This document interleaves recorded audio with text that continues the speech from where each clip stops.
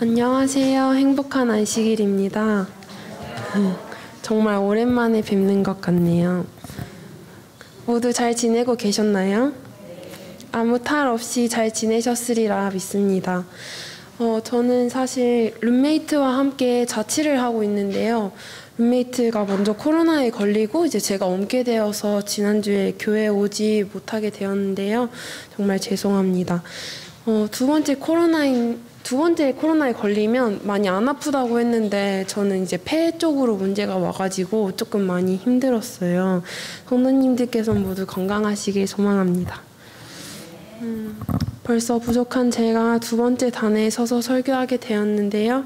이 시간 성령님의 음성만이 선포되길 소망합니다. 오늘은 기다림, 그것은 순종이라는 주제로 성도님들께 말씀을 전하고자 합니다. 성도님들은 기다림이라는 말이 무슨 뜻이신 것 같으세요?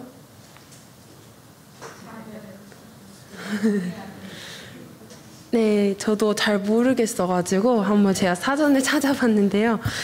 기다림의 사전적 의미는 어떤 사람이나 때가 오기를 바라다라고 합니다.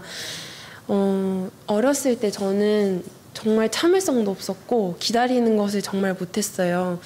이제 아기 때 제가 정말 갖고 싶은 신발이 있었는데 이 젤리 슈즈라고 성도님들께서 아실지 모르겠는데 여자들한테 엄청 인기가 많은 신발이었어요. 근데 제가 그게 엄청 갖고 싶었는데 이제 부모님께서 한 3주를 기다리면 사주시겠다 했어요. 근데 제가 그것을 못 참고 이제 엄청 떼를 쓰고 이래가지고 어머니께서 이제 어린 저한테 이렇게 기다릴지도 모르고 불순종하면 너 사울처럼 된다 막 이렇게 장난으로 말씀하시곤 하셨는데요.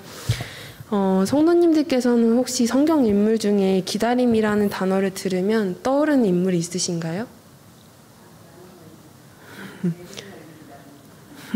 저는 기다림이라는 단어를 들으면 가장 먼저 떠오르는 성경 인물이 있는데요. 바로 제가 좀 전에 말했던 사울입니다.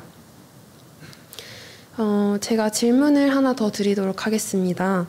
성도님들은 어떠한 결정을 내리는 중요한 순간이 오면 어떠한 기준을 가지고 선택을 하시게 되시나요?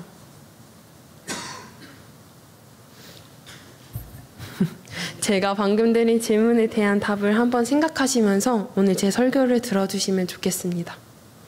먼저 성경 본문의 말씀 사무엘상 13장 8절부터 11절입니다. 사무엘상 13장 8절부터 11절입니다. 먼저 찾으신 분이 통독해 주시면 감사하겠습니다.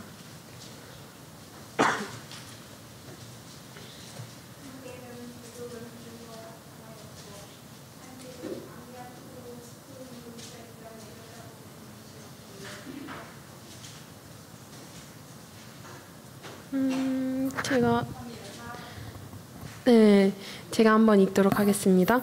사울이 사무엘의 정한 기한대로 이레를 기다리되 사무엘이 길갈로 오지 아니하매 백성이 사울에게서 흩어지는지라.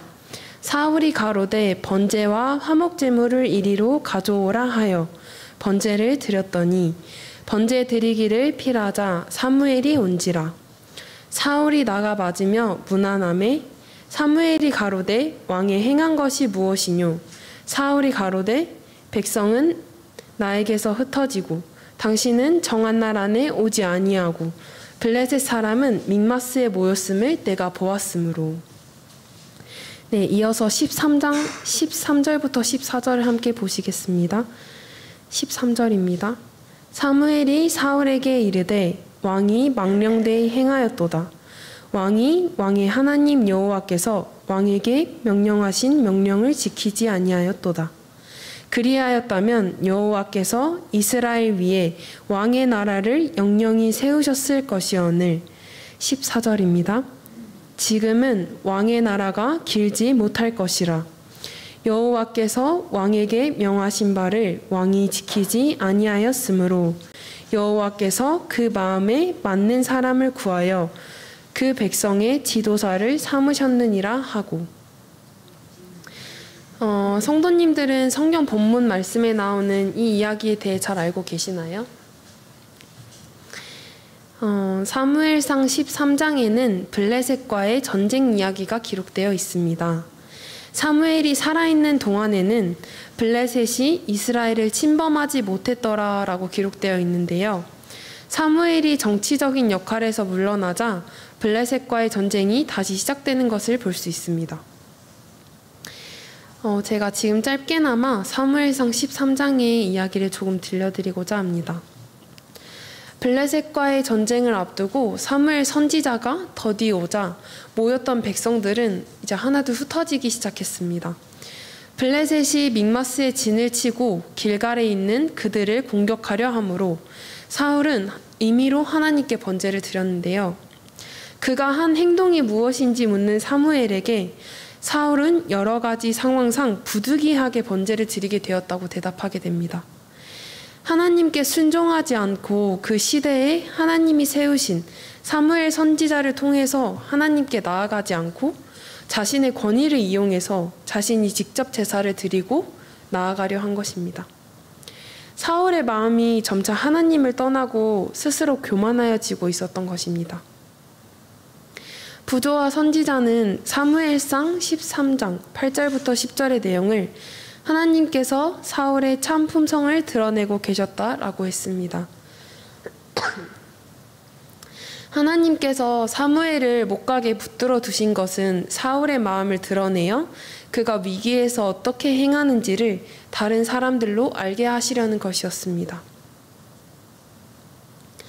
그것은 의도적으로 설치된 시험의 자리였지만 사울은 명령들을 순종하지 않았습니다.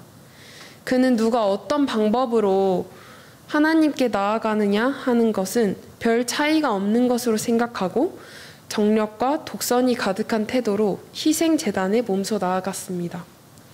이어서 사무엘상 13장 9절을 함께 보도록 하겠습니다. 사무엘상 13장 9절입니다. 사울은 기도할 수도 있었다. 그는 희생을 드리지 않고 겸비한 기도를 하나님께 드릴 수도 있었습니다. 왜냐하면 주께서 무거운 마음에서 우러나오는 조용한 탄원을 받을 것이었기 때문입니다. 그러나 그는 이렇게 하는 대신에 스스로 제사장직을 대행하였습니다.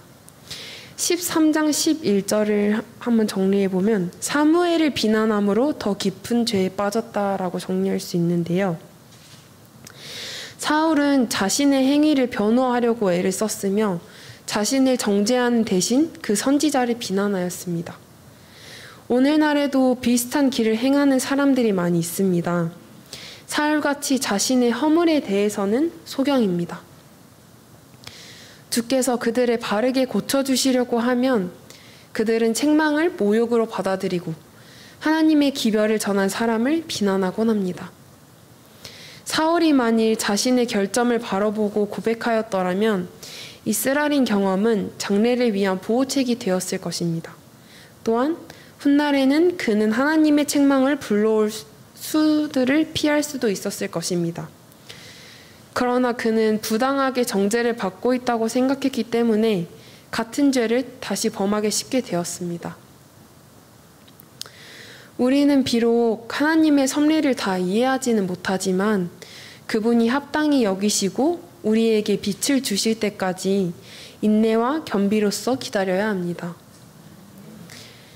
사람들은 종종 자신의 됨됨이나 능력을 지나치게 높이 평가하는 경향이 있습니다. 하나님께서 보실 때에는 그들이 가장 작고 낮은 의무들을 바르게 이행할 만한 준비도 되어 있지 않은데 그들은 가장 중요한 일을 맡을 만큼 유능한 인물이라고 스스로 생각하곤 합니다. 부조와 선지자에는 우리들은 하나님이 지우시지 않을 책임을 스스로 떠맡지 않도록 조심해야 한다라고 말하고 있습니다. 13장 13절부터 14절은 사울의 어리석음이 하나님의 배척을 가져옴이라고 할 수 있는데요. 사울의 범죄는 그가 거룩한 책임을 맡을 만한 자격이 없음을 인증합니다.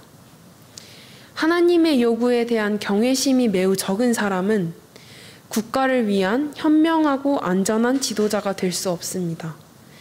그가 만약 하나님의 시험을 참을성 있게 잘 견디어내었더라면 그와 그의 집에는 보좌가 든든히 섰을 것입니다.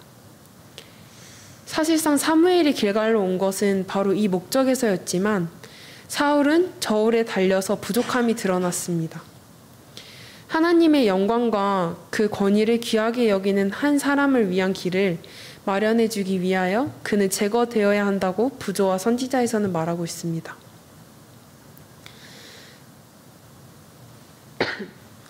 사울은 이스라엘 백성의 마음에 맞는 사람이었지만 다윗은 하나님의 마음에 맞는 사람이었습니다.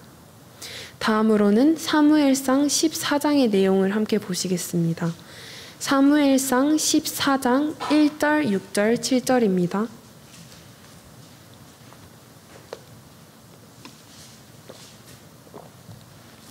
(14장) 1절, 6절, 7절입니다. 다 함께 보시겠습니다. 네, 1절입니다. 하루는 서울의 아들 요나단이 자기 병기를 든 소년에게 이르되 우리가 건너편 블레셋 사람의 부대에게로 건너가자 하고 그 아비에게는 구하지 아니하였더라. 6절입니다. 요나단이 자기 병기 든 소년에게 이르되 우리가 이 할례 없는 자들의 부대에게로 건너가자. 여호와께서 우리를 위하여 일하실까 하노라. 여호와의 구원은 사람의 많고 적음에 달리지 아니하였느니라. 7절입니다. 병기 든 자가 그에게 이르되 당신의 마음에 있는 대로 다 행하여 앞서가소서. 내가 당신과 마음을 같이하여 따르리이다. 부조와 선지자에서는 사무엘상 14장 1절, 6절, 7절의 내용을 하나님이 쓰시는 도구였던 요나단이라고 말하고 있습니다. 요나단의 행동은 인간의 경솔한 마음에서 나온 것이 아니었습니다. 그의 시선 끝에는 늘 하나님이 함께하고 계셨습니다. 그는 그와 그의 병기든 병졸이 할 수 있는 것에 의존하지 않았습니다. 그는 하나님께서 그의 백성 이스라엘을 위하여 쓰실 수 있는 도구였습니다. 그들은 계획을 세우고 그 일이 하나님의 손에 맡겼습니다. 이어서 14장 11절부터 15절입니다. 14장 11절부터 15절입니다. 11절입니다. 둘이 다 블레셋 사람의 부대에게 보이매 블레셋 사람이 가로되 보라 히브리 사람이 그 숨었던 구멍에서 나온다 하고 12절입니다. 그 부대 사람들이 요나단과 그 병기 든 자를 대하여 가로되 우리에게로 올라오라. 너희에게 한 일을 보이리라 한지라. 요나단이 자기 병기 든 자에게 이르되 나를 따라 올라오라. 여호와께서 그들을 이스라엘의 손에 붙이셨느니라 하고 13절입니다. 요나단이 손발로 붙잡고 올라갔고 그 병기 든 자도 따랐더라. 블레셋 사람들이 요나단 앞에서 엎드려 지매 병기 든 자가 따라가며 죽였으니 14절입니다. 요나단과 그 병기 든 자가 반일 경지단 안에서 처음으로 도륙한 자가 20인 가량이라. 15절입니다. 들에 있는 진과 모든 백성 중에 떨림이 일어났고 부대와 노략군들도 떨었으며 땅도 진동하였으니 이는 큰 떨림이었더라. 사무엘상 14장 11절 15절의 내용은 하늘의 군대가 요나단을 도움이라고 말합니다. 블레셋 군사들이 이들 용감하고 대담한 두 사람을 죽이는 것은 쉬운 일이었지만 그들은 그 두 사람이 어떤 전의를 가지고 올라온다고는 마음에 미쳐 생각하지 못하였습니다. 하늘의 군사들이 블레셋 군대 맞은편에 나타났습니다. 사람이 만들어낸 시험은 하나님을 불쾌하게 합니다. 하나님께서 주신 시금석들은 가볍게 여기면서 사울처럼 하나님께는 욕이요 사람에게는 사악한 금지 조항이 되는 시금석들을 만들어내는 책임을 스스로 떠맡는 사람들이 많이 있다고 성경은 말하고 있습니다. 사무엘상 14장 37절의 내용을 한 문장으로 정리하자면 사울은 자신의 잘못을 깨닫지 못함이라고 할 수 있습니다. 백성들이 허기를 면했을 때 사울은 그 밤에 추격을 계속하자고 하였지만 제사장은 무엇보다도 하나님의 자문을 구하는 것이 좋겠다고 하였습니다. 그러나 하나님의 자문을 구했을 때 아무런 응답이 없었습니다. 사울은 이 침묵이 주의 불쾌하심의 증표라고 생각하고 그 원인을 알아보기로 하였습니다. 자기가 한 맹세가 죄라는 것을 깨달았더라면 자신이 바로 죄인이라는 결론을 내렸을 것이지만 이것을 깨닫지 못하였기 때문에 이 문제를 제비로서 결정짓자는 명령을 내리게 됩니다. 성도님들은 제가 초반에 드린 질문에 대한 답을 얻으셨나요? 제가 다시 한번 질문을 드리겠습니다. 어떠한 결정을 내리는 중요한 순간이 오면 어떠한 기준을 가지고 저희는 선택을 해야 할까요? 우리는 어떠한 선택을 하기 전에 항상 나의 모든 생각들을 내려놓고 하나님께 자문을 구해야 한다고 생각합니다. 혹여 하나님께 자문을 구했을 때 답을 해주시지 않는다고 해도 우리는 사울과 같이 행동하지 않고 기다림으로 하나님께서 진정으로 원하시는 게 무엇인지 알고자 끊임없이 기도로서 자문해야 한다고 생각합니다. 맹목적인 추종은 아주 위험하다고 생각합니다. 성경은 우리에게 오늘날 하나님의 백성들은 적잖은 재난을 일으킬 잘못을 범할 가운데에 있다. 교회 안에 그의 지위가 아무리 높고 그의 신앙 고백이 아무리 고상하다 할지라도 우리는 맹목적으로 그 사람을 신임할 수도 없고 또 그렇게 해서는 안 된다고 나와 있습니다. 만약 그의 노선이 하나님의 말씀에 지지를 받지 못하면 우리는 그의 인도를 따라서는 안 됩니다. 주께서는 당신의 백성들 한 사람 한 사람이 죄와 의 그리고 귀한 것과 사악한 것을 분별하게 하신다라고 말하고 있습니다. 제가 오늘 성도님들께 전하고자 했던 내용 첫 번째는 자신의 죄를 깨닫는 것입니다. 사울은 자신의 죄를 깨닫지 못해 멸망의 길로 더욱 깊이 빠지게 됩니다. 죄를 깨닫는 것의 시작은 죄를 인정하는 것이라고 생각합니다. 본인의 죄를 인정하고 그 죄를 가지고 하나님 앞에 나아가서 회개하게 되시길 간절히 소망합니다. 두 번째는 인간의 경솔한 마음에서 나오는 행동을 하지 않는 것입니다. 우리는 죄인이기 때문에 생각과 마음이 당연히 경솔할 수 있습니다. 하지만 우리는 그리스도인으로서 어떠한 행동을 하기 전에 하나님께서 진정 원하시는 게 무엇인지 알고자 생각하고 또 기도하게 되시길 간절히 소망합니다. 마지막으로 세 번째는 어떠한 순간에도 순종하라입니다. 사울 왕은 사무엘 선지자가 오기 전까지 기다리라는 말에 불순종하고 자신이 번제를 드리는 죄를 짓게 됩니다. 그리고 그는 사무엘이 너무 늦게 오자 부득이하게 번제를 드리게 됐다고 변명하곤 합니다. 불순종의 결과는 사망입니다. 하나님께서 정하신 때가 있으므로 우리는 각자 어떠한 이유를 불문하고 그 때를 위해 순종하며 기다려야 한다고 생각합니다. 기다림 그것은 순종, 구원의 때를 기다리며 순종하며 살아간만이 구원의 기림을 기억하며 살아가게 되는 저와 성도님들이 되시길 간절히 소망하면서 오늘 말씀을 마치도록 하겠습니다.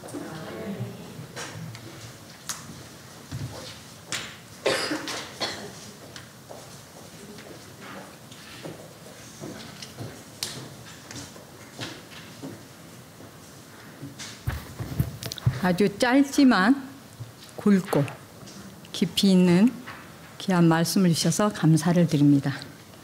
우리 마치는 찬미 116장을 말씀을 생각하시면서 부르시겠습니다. 이 찬미 후에 정성은 전도사님 기도로 마치도록 하겠습니다.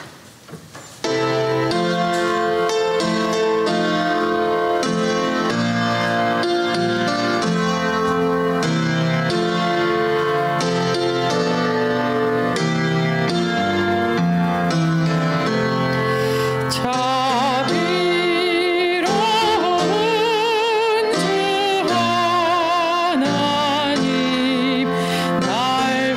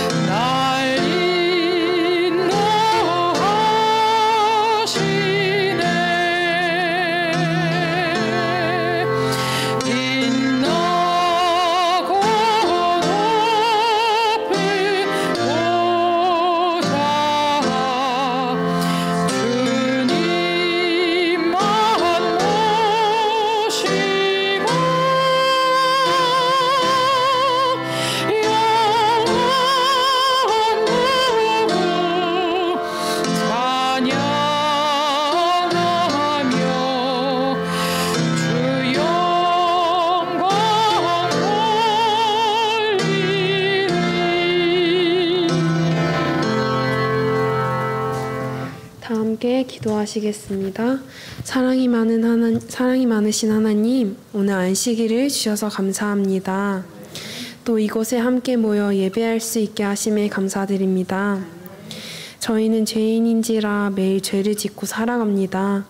하지만 항상 하나님만의 마음에 모시고 살아갈 수 있게 도와주시고 또 저희가 구원의 때를 기다리며 순종함만이 구원의 길임을 기억하며 살아갈 수 있게 도와주세요. 오고 가는 길도 항상 함께하여 주시고 사단이 틈타지 않게 항상 지켜 보호하여 주세요. 사랑이 많으신 예수님의 이름으로 기도합니다.